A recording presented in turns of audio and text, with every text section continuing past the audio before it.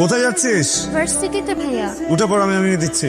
না ভাইয়া, সমস্যা নেই, আমি বাসের জন্য দাঁড়িয়ে আছি, বাস আসলে চলে যাবে। শ্রমিকদের একটা স্ট্রাইক চলছে, সবকিছু বন্ধ, তোর বাস আসবে না, উঠে পড়। কোন সাবজেক্ট নিয়ে পড়ছিস?